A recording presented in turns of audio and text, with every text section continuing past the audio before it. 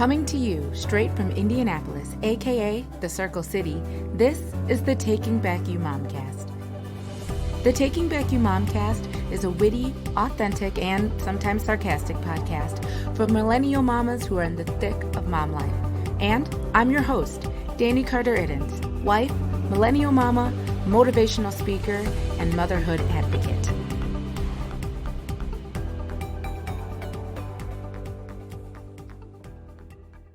Hello. Welcome to the Taking Back You Momcast. I am Dani Carter-Iddens, your host, as always, and I am so excited to be here. I just looked at the calendar today, and I realized that today's our 26th episode, and I'm just really excited about that because I remember when this was like a vision that I had that, maybe I could do a podcast and I could talk to other moms about, working in our dreams and stuff like that. And I totally didn't even think, that it was a thing. And now we're about to start episode 26 and it's no small feat because, this has not been easy because, I didn't know what I was doing.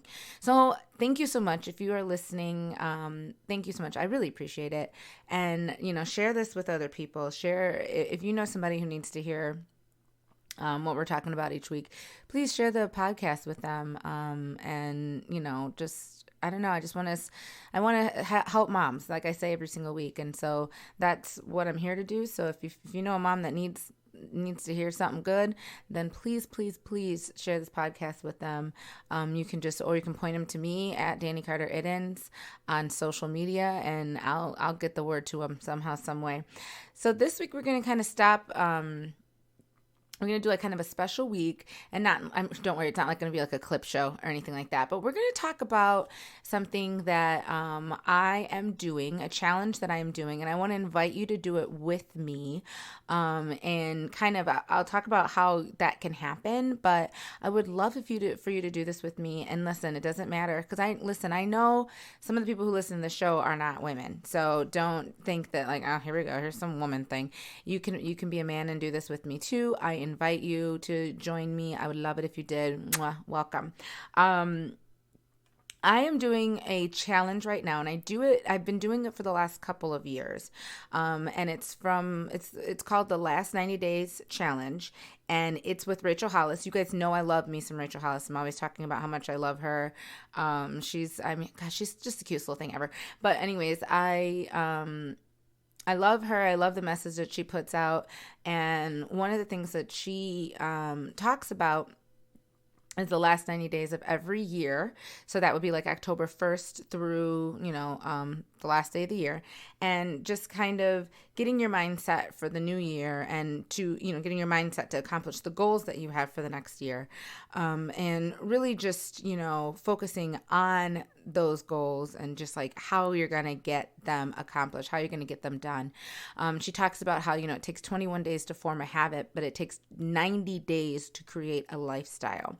So, if there's something that you really want to change in your life, yeah, definitely. You get those first 21 days in because that's going to start that habit. But then by the time you do that for 90 days, this is who you are. It's in you now.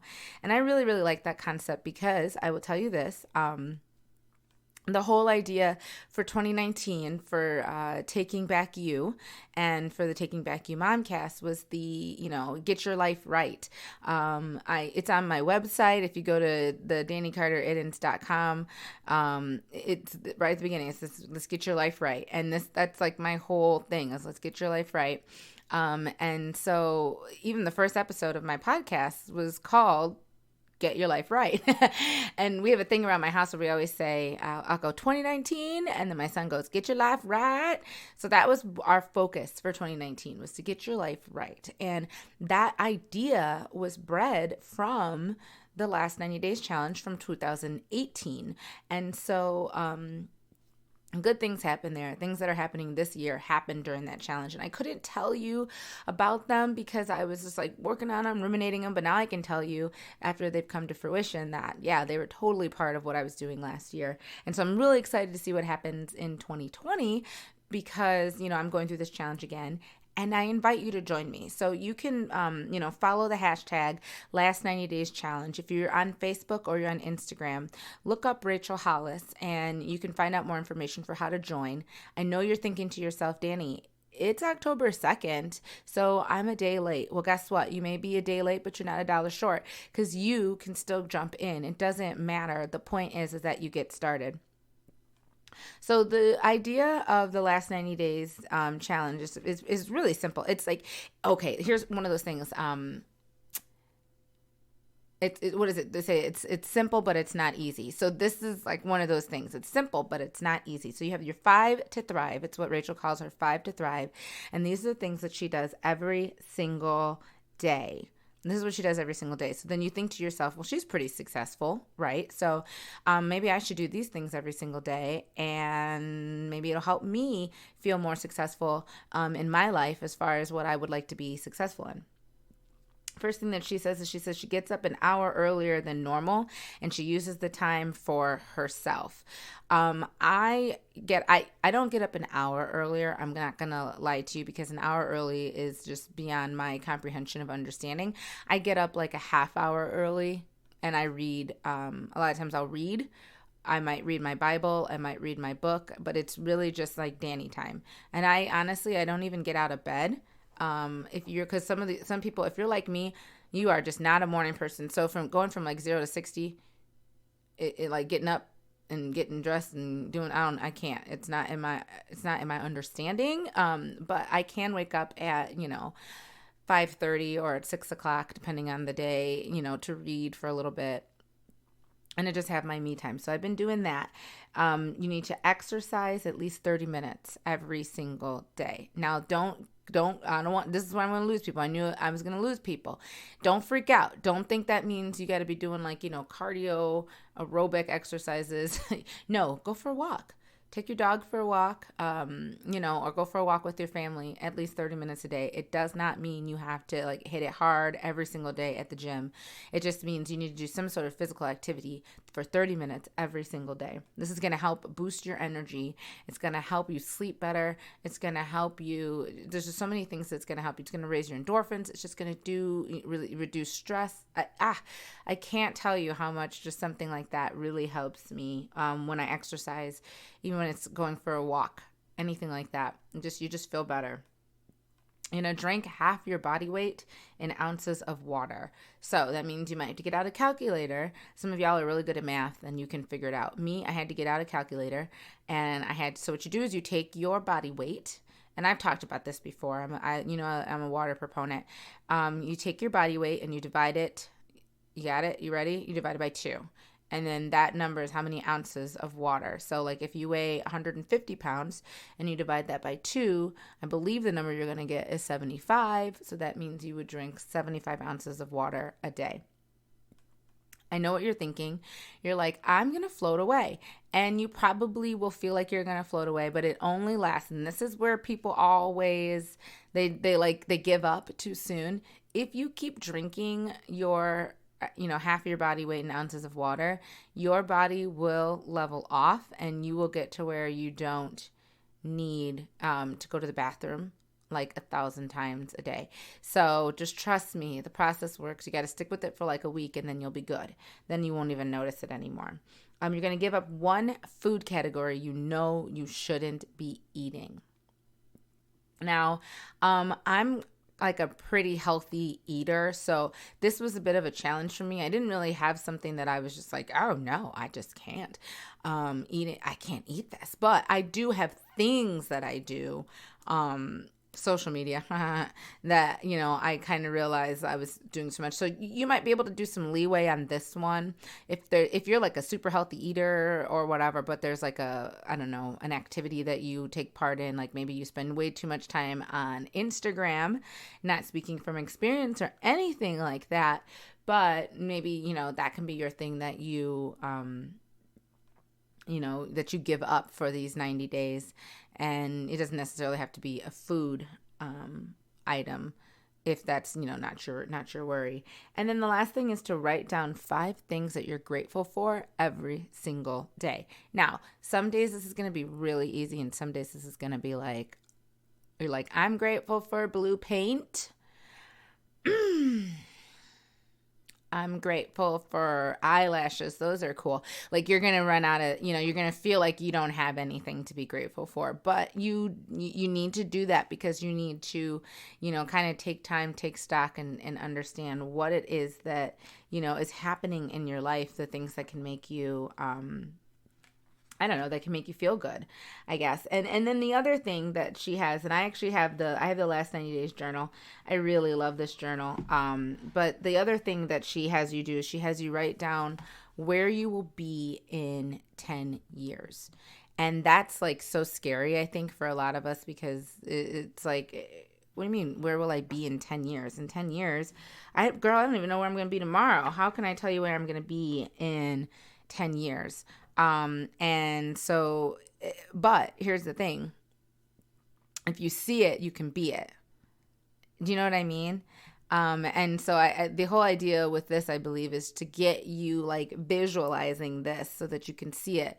That's why vision boards are such a thing. I think I'm going to do a podcast episode on, vision boards because vision boards are a thing.